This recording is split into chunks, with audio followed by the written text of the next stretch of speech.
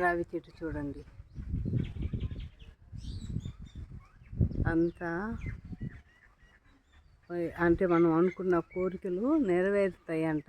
ఇలా దారాలు అన్నీ కట్టారు చూడండి. ఇక్కడ కూడా సుబ్రహ్మణ్య స్వామి, వినాయకుడు అందరూ ఉన్నారు.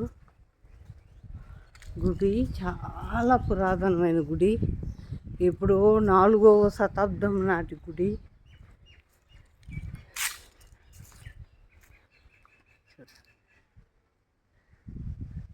చాలా బాగుంది. ఇక్కడ వినాయక స్వామి విగ్రహం చూడండి.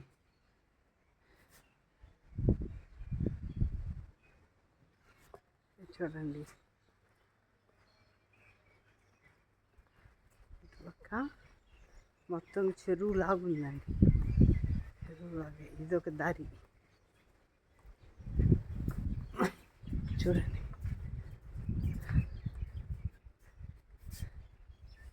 ఇక్కడ తెప్పోత్సవం అలాంటివి జరుగుతాయి కదా, అదంతా ఇక్కడ చేస్తారన్నట్టు. ఎంత బాగుందో చూడండి, నదిలాగా.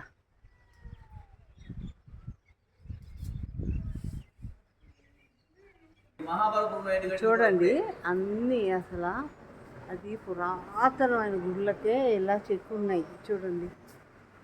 అసలు ఈ నంది విగ్రహం చూడండి, అసలు నేనైతే ఇప్పటి వరకు చూడలేదు. అంత పెద్ద నంది విగ్రహం. నేను జంబుకేశ్వర్లో చూశాను, చిదంబరంలో చూశాను, కానీ అసలు ఎంత పెద్ద నంది విగ్రహం. మామూలు ఇది పల్లవ రాజుల శతాబ్దంలో కానీ అంటే 4వ శతాబ్దం నాటి గుడి అని చెప్తున్నారు, కానీ చాలా పెద్ద విగ్రహం అండి. నంది విగ్రహం చూడండి. వినాయకుడు,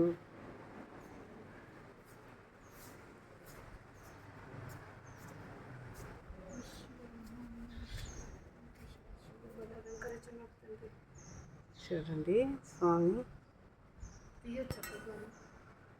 తీసుకోవచ్చా పిన్ని?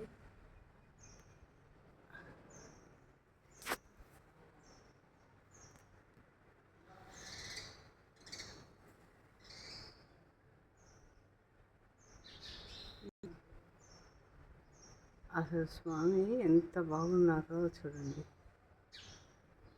ఎంత కలగా ఉన్నారు. ఫేస్ అంతా పెట్టి బాగుంది. స్వామికి ఎదురుగా ఒక చిన్న నంది విగ్రహం ఉంది.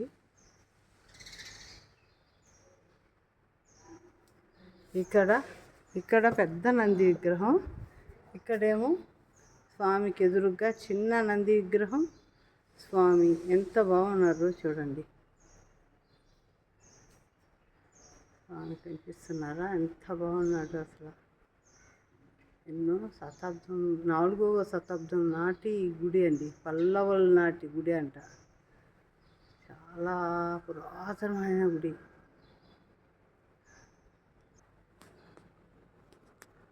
చూడండి, మీకు అందరికి కూడా చూపెడుతున్నాను.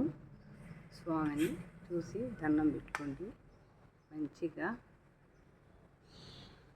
ఓం నమ శివాయ, ఓం నమ శివాయ, ఓం నమ శివాయ. స్వామి సుబ్రహ్మణ్య స్వామి, అటుపక్క వినాయకుడు, ఇటుపక్క సుబ్రహ్మణ్య స్వామి, మధ్యలో శివుడు.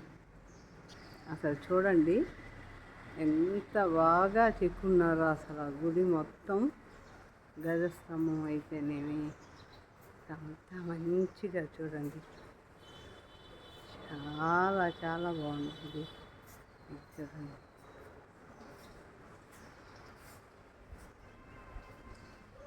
స్వామిని ఊరేగిస్తారు కదా, అది చూడండి. సింహవాహనం, నెమలి వాహనం అన్నీ ఉన్నాయి ఇక్కడ. గుడి చాలా పురాతనమైన గుడి. పైన చూడండి, పైన కూడా చూడండి తామర పుష్పం ఎంత బాగా చెక్కారో అసలు.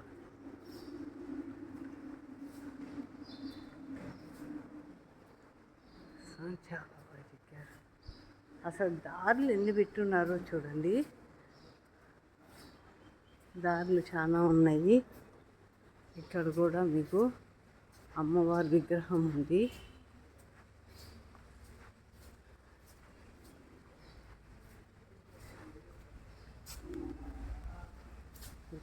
జ్యోతిర్లింగ దేవస్థానం.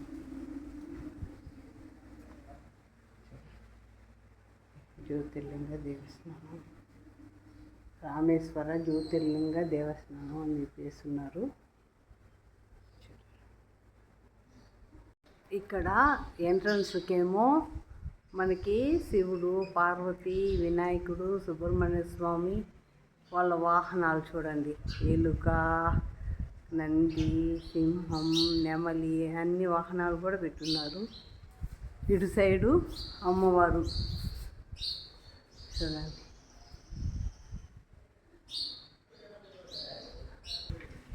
ఈయన కాశీ విశ్వేశ్వర స్వామి జ్యోతిర్లింగం అంట.